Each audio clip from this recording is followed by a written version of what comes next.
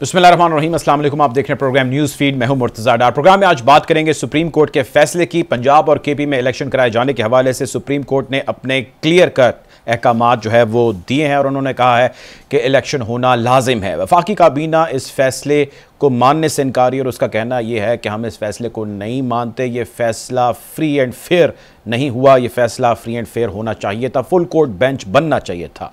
बहरहाल इस हवाले से मुख्तलिफ कयास आराइयाँ भी जारी हैं, मुख्तलिफ स्टेटमेंट्स बयानात आने का सिलसिला भी जारी है। आज के प्रोग्राम में हम जानने की कोशिश करें, जब सुप्रीम कोर्ट का हुक्म है और इससे पहले भी उसका हुक्म है कि इलेक्शन कराए जाए 90 रोज़ की बाइंडिंग जो है वो आइन के मुताबिक हुकूमत वक्त के ऊपर निगरान सेटअप के ऊपर है कि वो इलेक्शंस कराए। अब तक के जो फैसला किया इलेक्शन कमीशन ने उसको भी उन्होंने कलअदम करार दे दिया। ये किस समत के अंदर हम बढ़ रहे हैं, जब कि वफाकी काबीना इसको मानने से इनकारी है, जब हुकूमत ही इनकारी है अदलिया के हुक्म को मानने से, तो आम शख्स क्या करेगा। साथ ही साथ आज मरीम नवाज साहबा के एक ट्वीट का भी जिक्र करेंगे जिसमें उन्होंने वोटिंग कराओ का ट्वीट किया, और ये तब ट्वीट उन्होंने किया जब इमरान खान साहब वोटिंग या डिले करा रहे थे या नहीं करा रहे थे।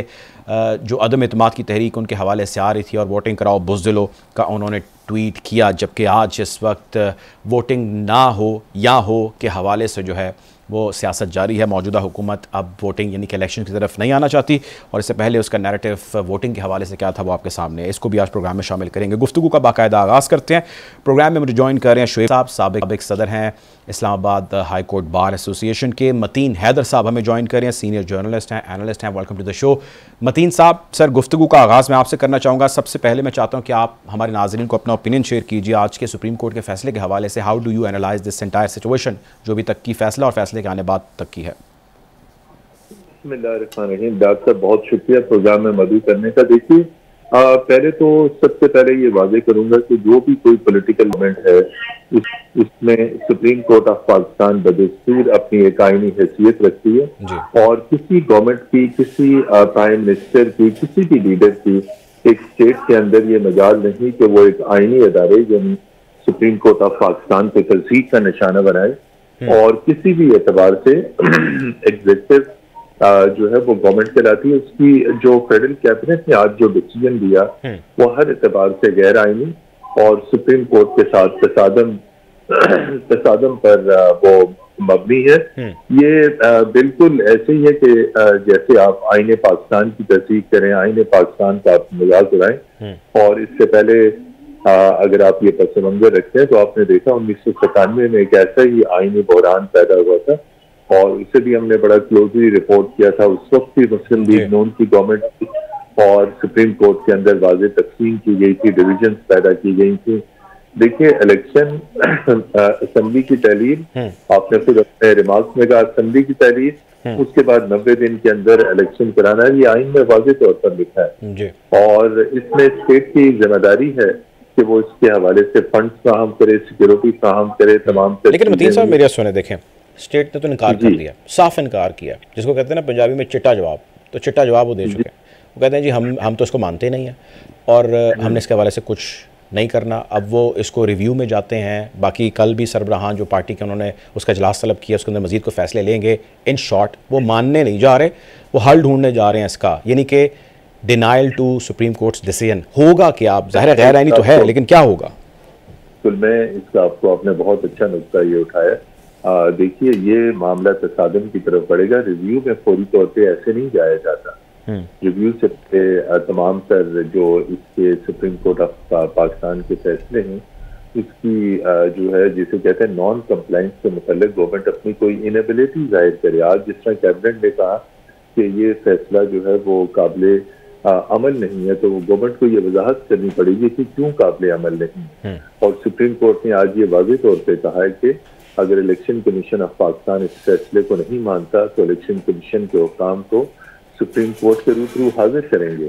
तो आपकी बात बिल्कुल सही है। जहाँ तक गवर्नमेंट की बात है, कल पीडीएम का पार्लिमानी रहनुमाओं का इजलास बुलाया गया है। हुकूमत के पास किसी किस्म का इस वक्त कोई लीगल कॉन्स्टिट्यूशनल ऑप्शन नहीं है कि वो सुप्रीम कोर्ट के फैसले से रूगर्दानी करे।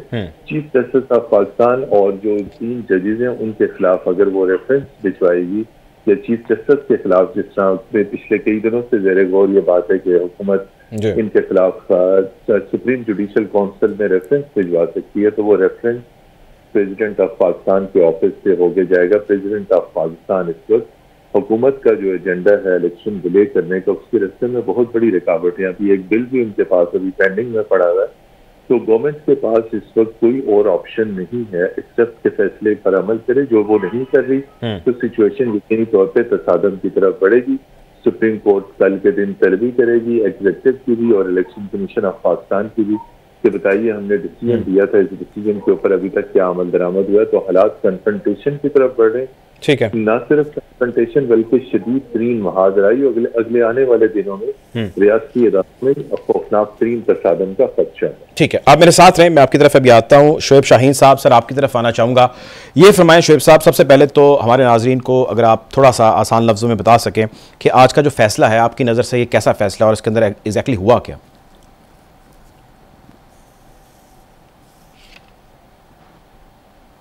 बिस्मिल्लाहिर्रहमानिर्रहीम।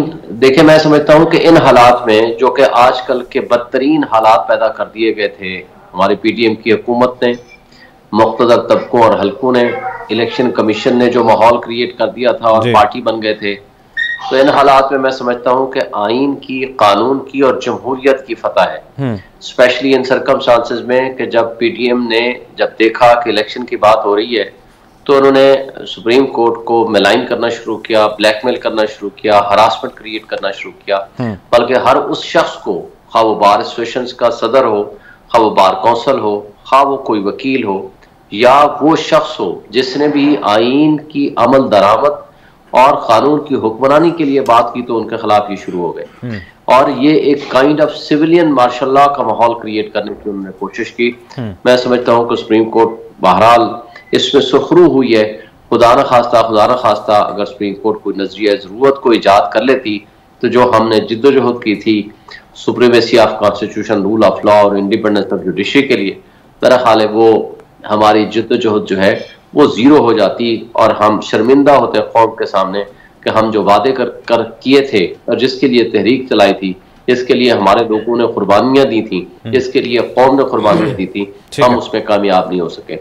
मैं समझता हूँ कि ये सुप्रीम कोर्ट की फतह है, ये आइन की फतह है, कानून की फतह है और जमहूरियत की फतह है। ठीक है, आप मेरे साथ रहेगा। मतीन हैदर साहब, सर आपकी तरफ आना चाहूँगा। एक इस सवाल से पहले जो एक नैरेटिव बहुत ज़्यादा पाया जा रहा था, वो नैरेटिव ये था कि इलेक्शन जो है वो नीड ऑफ द आवर है, इलेक्शन होने चाहिए, और इस इलेक्शन होने के हवाले से मौजूदा हुकूमत शोर करती थी, जिक्र करती थी before coming into the power. अब मौजूदा हुकूमत पावर में आ गई है और पावर में आने के बाद फिर उन्होंने एक बहुत बाबंगे दोहल नारा बुलंद किया और वो ये था कि इमरान खान की हुकूमत प्रोविंशियल असम्बलीज़ को तहलील करे और तब इलेक्शंस की डिमांड। मतीन साहब, तो इमरान खान की हुकूमत ने प्रोविंशियल असम्बलीज़ तहलील कर दी। ये सारी गुफ्तगू या सारा जो इस वक्त लीगल बैटल है, जो पॉलिटिकल बैटल है, that revolves around general election and provincial election. ये फरमाएं कि मतीन साहब, हुकूमत को क्या बिल्कुल क्लियर डिफीट नज़र आ रही है, और अगर आ रही है तो क्या अक्टूबर में हुकूमत को डिफीट नज़र नहीं आ रही? क्या करेंगे अक्टूबर में? जी डॉक्टर साहब, बहुत खूबसूरत सवाल है आपका और माशाल्लाह मौजूद के ऊपर आपकी गिरफ्त है। इसमें दो पहलू हैं। देखिए, एक तो अक्टूबर तक की जो स्ट्रेटजी है, शोएब शाहीन साहब का बड़े अच्छे दोस्त थी और वो ये इत्तेफाक करेंगे। हुकूमत का बहुत प्लान है कि अक्टूबर तक खान साहब के खिलाफ जितने मुकदमात हैं उन्हें किसी लॉजिकल एंड तक पहुंचा के उन्हें सजा दिलाई जाए, जेल में डाला जाए, क्योंकि अभी तक तो वो मुख्तलिफ मुकदमात में पेश हो रहे हैं। तो ये बेसिकली मोटिव बिहाइंड है और कोई मोटिव नहीं है कि अक्टूबर तक किसी ना किसी केस में खान साहब को सजा दिला के उन्हें पाबंद सलाह। लेकिन सर वो तो इन्हीं अदालतों से दिलानी है सजा, और इन्हीं अदालतों के खिलाफ जिसका महाजराई हो रही है, तो वो तो पीछे सारी स्टेट एंड जुडिशरी है। दूसरी चीज आपके रुखसे से मैं इत्तेफाक करता हूँ कि ये जो इलेक्शन हैं, इस मौजूदा सूरत हाल में पंजाब और केपी की असम्बलीज में अगर इलेक्शन होते हैं तो उसमें इमरान खान स्वीप करेंगे, और वो अगर असम्बली अभी इलेक्शन हो जाते हैं और पीटीआई जीत जाती है तो वो यकीनी तौर पर ये असम्बली बदस्तूर पीडीएम के लिए, PMLN और इन इत्तेहादियों के लिए खतरा बनी रहेगी। और अगले इलेक्शन से, जनरल इलेक्शन से पहले यकीनी तौर पे जो नेशनल असेंबली के इलेक्शन की जो सीटें पंजाब के अंदर होंगी, तो अगर इस नई आने वाली हुकूमत के नतीजे में पीटीआई के पास सारे यकीनी तौर पर प्रोविंशियल सोर्सेज होंगे, एडमिनिस्ट्रेशन होगी, तमाम सब चीजें होंगी, वो उन इलेक्शंस के ऊपर भी असरअंदाज होने की कोशिश करेगी। तो ये सारी लड़ाई इस वक्त तख्ते पंजाब के ऊपर है कि जिसके पास तख्ते पंजाब होगा 2023 का जो इलेक्शन है उसके नतीजे में यकीनी तौर पर असेंबली, नेशनल असेंबली और इस्लामाबाद के तख्त का फैसला भी पंजाब के साथ जुड़ा हुआ है। तो ये खौफजदा है शिकस्त से। अभी जो वर्स्ट पाकिस्तान के अंदर इकोनॉमिक क्राइसिस है, आज इन्फ्लेशन पाकिस्तान की तारीख में सबसे हाईएस्ट परसेंटेज पे पहुंचे। आज 4 बहुत खौफनाक मामला हुए जिनकी आवाम की और मीडिया की उसके ऊपर तवज्जो नहीं की। गोल्ड की प्राइसेस तारीख, डॉलर बड़ा ऊपर गया, आज डॉलर ऊपर बढ़ गया, चीनी की कीमत में खौफनाक तरीके से इजाफा हुआ और इसी तरह और इकोनॉमिक जो डिसीजन हैं, इकोनॉमिक जो इंडिकेटर्स हैं वो लेकिन मतीन साहब मेरी सुने, देखें सर, आपकी बात में कोई डिनाइल नहीं है, यू आर एब्सोल्युटली राइट, लेकिन सवाल ये है कि अब इस सारी सिचुएशन ने तो डिटीरियोरेट होना है, ये नज़र आ रहा है। IMF से कुछ नहीं मिला, दोस्त ममालिक से कुछ नहीं मिला, पाकिस्तान के अंदर अदम एतमाद की फ़िज़ा है, मार्केट में इन्फ्लेशन बहुत ज़्यादा है, अनरेस्ट बढ़ रहा है। अब इस सब में पिस तो रहे हैं लोग, तो ये बताएं फिर अब लोग क्या करें? उन्होंने फौरी तौर पे तो जो सफोकेट हो रहे हैं, ऑक्सीजन नहीं मिल रही उनको, उन्होंने कुछ तो करना है। What should it do now? जी बिल्कुल, पब्लिक जो है वो इस वक्त PDM की जो गवर्नमेंट है उससे बिल्कुल नाला है। इकोनॉमिक सिचुएशन और पाकिस्तान के अंदर बढ़ती हुई गुर्बत और बेरोजगारी और जिस तरीके से भूख और अफलास के आलम आप सोशल मीडिया और रेगुलर मीडिया के अंदर आप देख रहे हैं किस तरीके से लोग फ्री आटे के लिए जो है अपनी जानें कुर्बान कर रहे हैं। बिल्कुल सही है। इस सफोकेटेड माहौल में लोगों को सिर्फ वाहिद ऑप्शन ये लग रहा है कि लूट मार और प्लंडर के इस दौर में खान साहब उनके लिए कुछ कर सकते हैं, क्योंकि खान साहब ने अपना बयानिया दिया। लेकिन मेरिट के ऊपर अगर हम बात करें तो जब भी पंजाब में PTI की गवर्नमेंट थी, PTI was unable to deliver.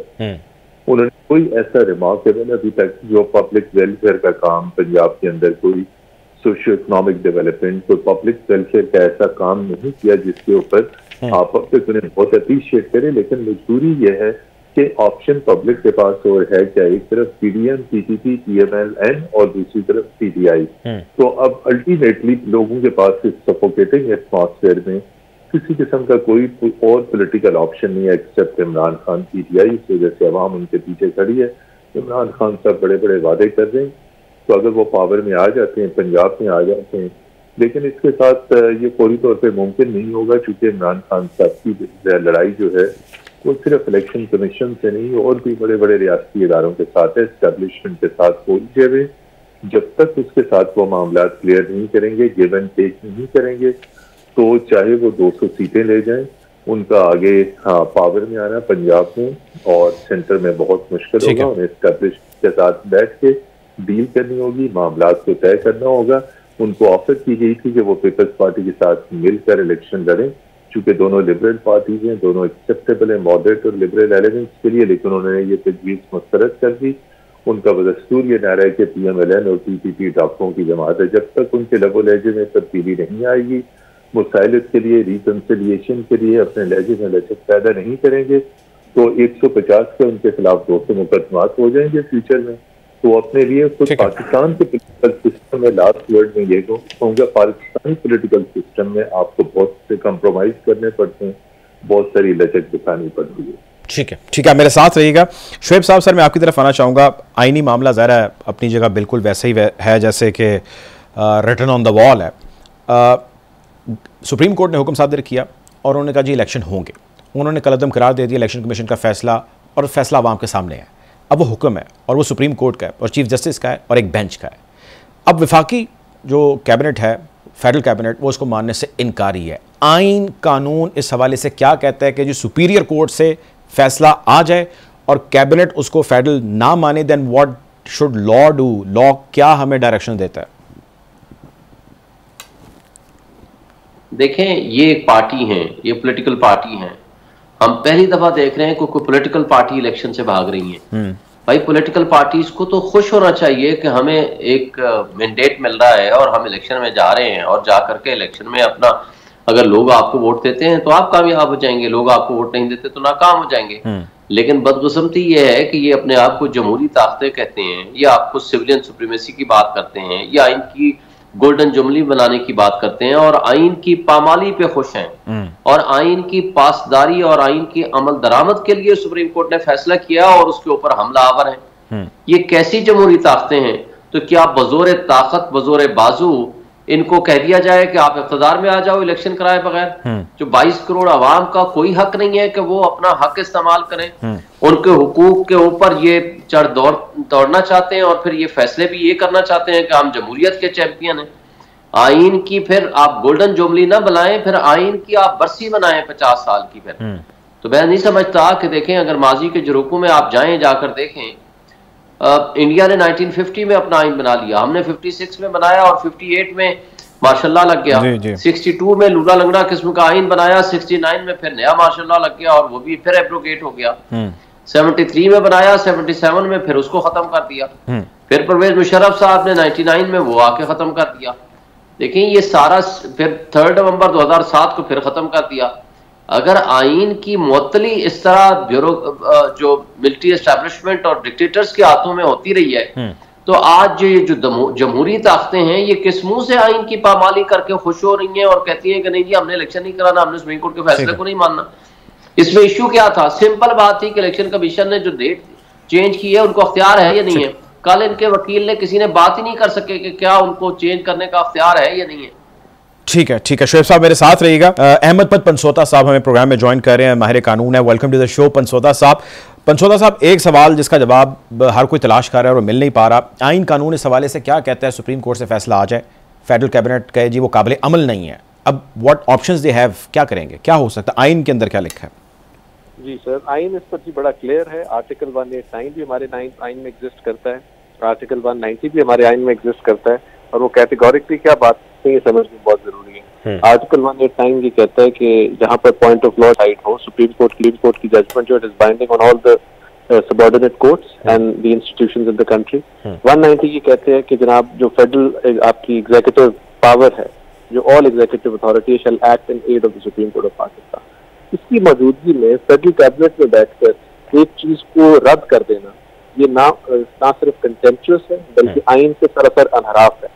और मैं बड़ा मोहतात होता हूँ when it comes to article 6, और मैं उसकी बात बिल्कुल नहीं करता क्योंकि मैं समझता हूँ कि सियासतदानों पर आर्टिकल 6 लगाना मुनासिब नहीं है। बट अब आहिस्ता आहिस्ता गवर्नमेंट उस तरफ जा रही है जहाँ पर आर्टिकल 6 के जुम्मे में कहीं ना कहीं से आ जाते हैं, क्योंकि जिससे शायद करीम साहब की जजमेंट है परवेज मुशर्रफ वाले केस में कि आइन की सबवर्जन, होल्डिंग इट इन अबेंस या उससे किसी किस्म का सीरियस इनहराफ जब आप वो करेंगे, और इससे बड़ा इनहराफ क्या हो सकता है कि सुप्रीम कोर्ट ऑफ पाकिस्तान को पहले तो आप कहें हम मानते नहीं हैं, फिर आप सुप्रीम कोर्ट से इनहराफ करें, फिर सुप्रीम कोर्ट के बाद आप कहें उसकी जजमेंट कबूल नहीं है, फिर आप बेंच कहें अपनी मर्जी का बनाएं, और फिर इवेंचुअली आप ये कहें कि जी अब हम फेडरल कैबिनेट में बैठ के तो इसका फैसला जो है उसको हम रद्द करते हैं। तो इसका भी तो एक ही हल है कि आप अपने 3 बंदे नॉमिनेट करें, उनको सुप्रीम कोर्ट में बिठाएं और उसका फैसला करा लें, इसकी आइन में कोई प्रोविजन क्रिएट कर लें। आपके पास 2/3 अक्सरियत जो है उसके लिए भी प्रोविजन मौजूद नहीं है। तो ये सरासर तमस्खुर उड़ाया जा रहा है। आप जानते हैं वो कंसर्न ये रेज करते हैं, कहते हैं जी अगर फुल बेंच हो जाता तो इसमें क्या मजाका था, अगर क्लैरिटी आ जाती तो इसमें कोई गलत बात तो थी नहीं। इस नैरेटिव, खैर अब फैसला तो आ गया, लेकिन इसके नैरेटिव के बारे में क्या कहना है आपका?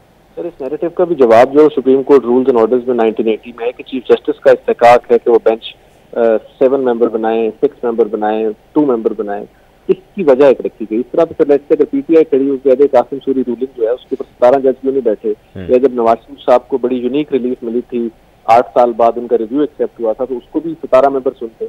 इसलिए ये इस्तेकाक जो है ये सुप्रीम कोर्ट ऑफ पाकिस्तान को दिया गया है और किसी और को नहीं दिया गया, ताकि वो खुद अपनी दानिश में एक्सेप्ट कर लें। जब आप एक जज को एक्सेप्ट कर लेते हैं कि वो वैलिडली अपॉइंटेड जज है, not only is he validly appointed but is also the chief justice of this country, तो then you raise objections against him, then you raise severe allegations against him, तो ये मुनासिब नहीं है। आइन का ढांचा, अब लेट्स से कल को चीफ जस्टिस साहब कह दें कि जी आप वजीर आजम ठीक नहीं बने या आप पर केसेस है तो आप वजीर आजम नहीं होना चाहिए, तो क्या फिर इसको प्राइम मिनिस्टर साहब मान लेंगे इस बात को?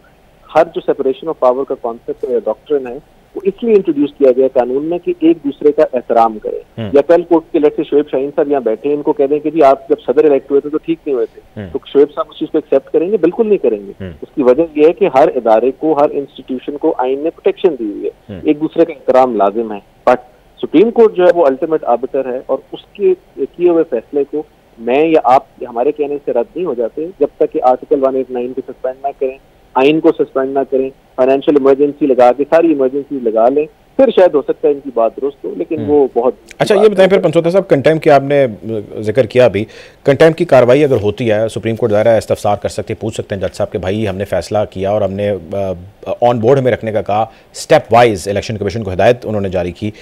अब कंटेम्प्ट की कार्रवाई में क्या हो सकता है, मतलब पॉसिबिलिटीज़ क्या हैं, कोई इसके हवाले से किस तरह चीज़ें आगे बढ़ेंगी अगर इस जानिब बढ़ा जाता है तो, जो कि नजर आ रहा है? आर्टिकल 204 बड़ा क्लियर है जी कि आप सुप्रीम कोर्ट की जो जजमेंट है ना उसको रिडिक्यूल कर सकते हैं, उसको ना मानने से इनकार कर सकते हैं। आर्टिकल 189 के साथ मिला के जब उसको पढ़ेंगे तो जजमेंट से इनराफ का मतलब है कि आप कंटेम्प्चुअस हैं टुवर्ड्स द जजमेंट। मैं बिल्कुल समझता हूँ कि आहिस्ता आहिस्ता कंटेम्प्ट का लॉ मेलो डाउन होना चाहिए और हो गया है, और जजेस का जहाँ तक एहतराम और तौकीर की बात है वहां पर कॉम्प्रोमाइज किया जा सकता है, लेकिन जहाँ पर उनके फैसलों के ऊपर अमल पैरा होने की बात है, अगर आप वहां पर कॉम्प्रोमाइज करना शुरू कर देंगे तो कल तो जिसको कत्ल की सजा हुई है वो भी कहेगा जी मेरे लिए 17 मेंबर बेंच बिठाएं, या बल्कि कम से कम 15 बिठाएंगे या फलां 6 जज बिठाएं, तो फिर मैं मानता हूँ अपनी कत्ल की सजा। ये एक रीजन है why chief justice of this country is being invested with this power. अगर आप उस पावर को से छीनेंगे और उसको इस तरह उसका तमस्खर उड़ाएंगे तो फिर इवेंचुअली यही केओस होगी। और ये आप देख लीजिएगा कि जो आज इसमें कैबिनेट में इस फैसले को they trying to take it on, कल परसों तक बिल्कुल सीधे हो जाएंगे, मान जाएंगे। बल्कि मुझे तो लगता है कि इस वक्त प्लानिंग हो रही है फेडरल गवर्नमेंट की to dissolve the national assembly और इन इलेक्शंस को भी साथ किसी तरह लाया जाए। अगर समझदार होंगे तो इस यही काम करेंगे and there purpose will also be served, और 90 डेज के अंदर अपनी भी डेट वही अनाउंस करते हैं जो ये 14 या 15 अप्रैल की है, and then take it on from there.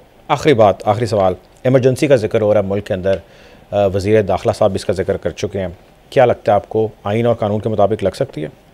बिल्कुल जी, हम तो लास्ट क्या कहते हैं बंदे होंगे, at least as a lawyer I will never ever support any form of emergency. अगर प्रोविजन भी हो आइन के अंदर तो बहुत एक्सेप्शनल सर्कमस्टांसेस हैं। एज अ लॉयर मैं तो जरूर इस चीज के खिलाफ बोलूंगा भी, निकलूंगा भी कि इस मुल्क के अंदर इमरजेंसी आप कैसे लगा सकते हैं। आइन जब मौजूद है, जब आपके पास सिटिंग गवर्नमेंट मौजूद है, आपके पास इलेक्शन का एक मैकेनिज्म मौजूद है, मुझे ये नहीं समझ आती इलेक्शन से भागने की रीजन क्या है, कौन सी पॉलिटिकल पार्टी इलेक्शन से भागती है? और मैं तो समझता हूँ कि पाकिस्तान की 10 पॉलिटिकल पार्टी इलेक्शन से भाग रही हैं, तो आहिस्ता आहिस्ता फिर आप राह हमवार कर रहे हैं गैर जमहूरी कुव्वतों के लिए जो आए या किसी न किसी तरह इसको कंट्रोल करें। I think time has come that we must go to polls, और पोल्स के थ्रू ही पाकिस्तान जो है वो मज़ीद आगे बढ़ सकता है, ऐसे नहीं जिस तरह आजकल हो रहा है। ठीक है, बहुत शुक्रिया जी, प्रोग्राम में हमें ज्वाइन किया था अहमद पंचोता साहब ने। साहब सर आपका भी बहुत बहुत शुक्रिया। नाज़रीन एक ब्रेक का कहा जा रहा है, ब्रेक की जाने बढ़ेंगे, वापस आएंगे और गुफ्तगू को यहीं से जारी रखेंगे। Take a break.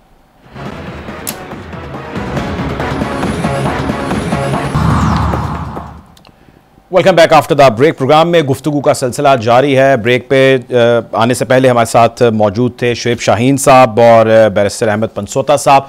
अब हमें प्रोग्राम में ज्वाइन कर रहे हैं अजहर सदीक साहब, माहिर कानून है, इमरान खान साहब को भी कई केसेस के अंदर लीड कर चुके हैं और भी बहुत से एमिनेंट केसेस जो है उसके अंदर लीड कर चुके हैं ये। सर ये फरमाएं सबसे पहले तो कि ये जो कुछ भी आज सुप्रीम कोर्ट में हुआ, हुक्म हम सब के सामने है, सुप्रीम कोर्ट का है। अब से चंद रोज़ पहले भी सुप्रीम कोर्ट ने बाइंडिंग की इलेक्शन कमीशन समेत हुकूमत के ऊपर कि जी इलेक्शन कराएं। अब मसला ये आ गया है कि फेडरल कैबिनेट कहती है जी हमने किसी सूरत में ये नहीं मानना, ये काबिल अमल है ही नहीं। ये तो बहुत बड़ा कॉन्ट्रडिक्शन आगे क्या होता देख रहे हैं आप, आइन क्या कहता है? बहुत शुक्रिया मुर्तज़ा डार साहब, ये हमारी नाअहली है इस कौम की कि हमारे ऊपर ये सिजिलियन माफिया और गॉड फादर, ये लफ्ज याद रखिएगा, यानी जिनको इदारों की तकदीस का नहीं पता है।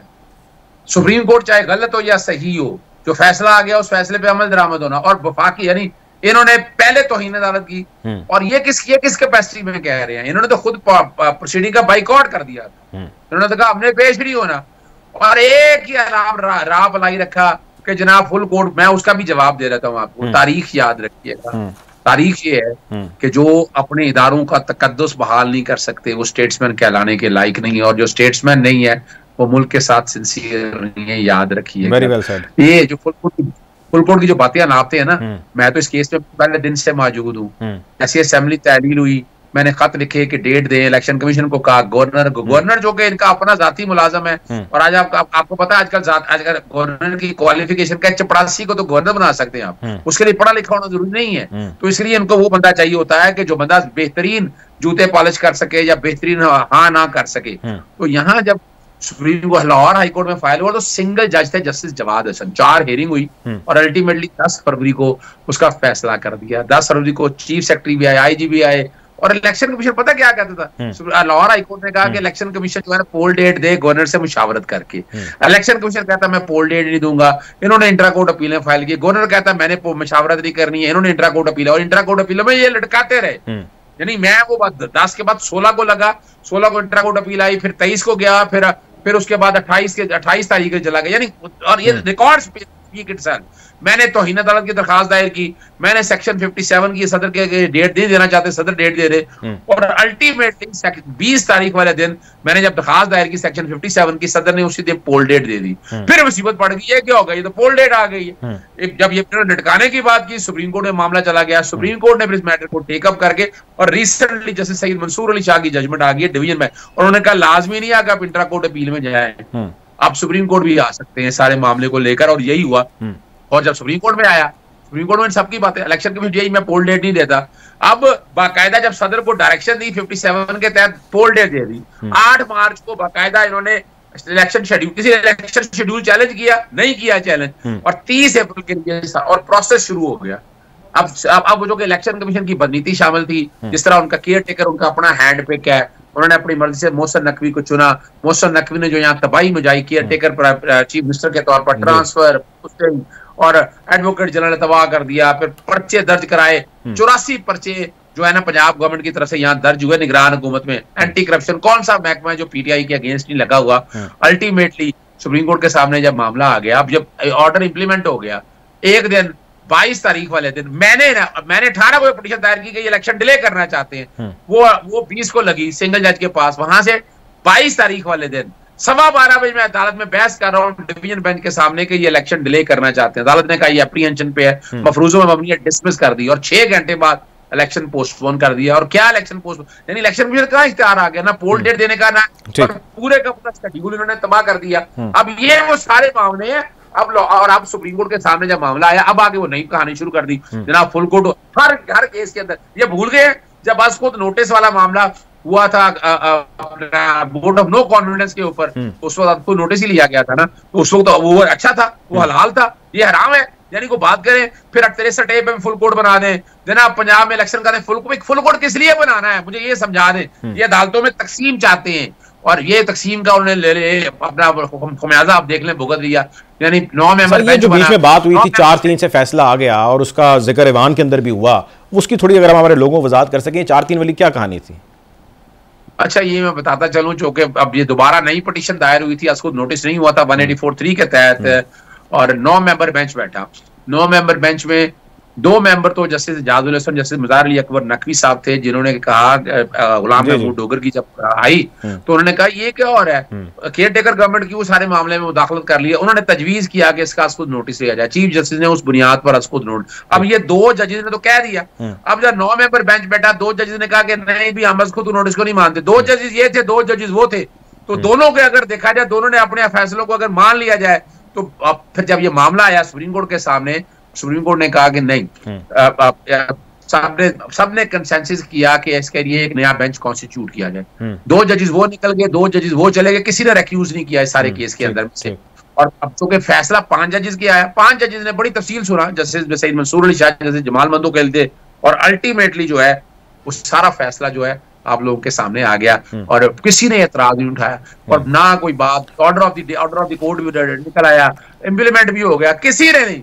यानी या तो कोई सियासी जमात जाती, और अल्टीमेटली जब उस पर अमल दरामद होना था, फिर मामला टेकअप किया, फिर वहां शुरू हो गया जनाब 5 जजेस मेंबर का बेंच बनाया, और अदालत ने जस्टिस जमाल मंदोखेल और जस्टिस अमीनुद्दीन को, तो जमाल मंदोखेल साहब को साथ साथ एकदम ही वो निकले आगे, यानी वो सिंगल नोट निकलना शुरू हो गए। भैया आपने पहले अगर सुन लिया तो पहले जवाब भेजे, आपने स्टेज के ऊपर क्यों निकाल रहे सिंगल नोट, क्या इंतजार किया जा रहा था? और दूसरी तरफ जब वो नोट निकाला, जब वो एडिशनल डाइसेंट नोट निकाला, तो मरियम नवाज ने कहा कि जनाब ये सफदर ने कहा कि जनाब हमारा बयान नहीं है, तो बात सुप्रीम कोर्ट के सामने आई। सुप्रीम कोर्ट में जब ये मामला चला, और वहां जस्टिस काजी फाजिसा ने एक और केस में, जहां वो कहते थे आपको नोटिस ले नहीं सकते, और एक कह दिया कि जनाब आज को नोटिस को लेगा नहीं जब तक रूल्स नहीं बनते। वो कैसे कह सकते सुप्रीम कोर्ट?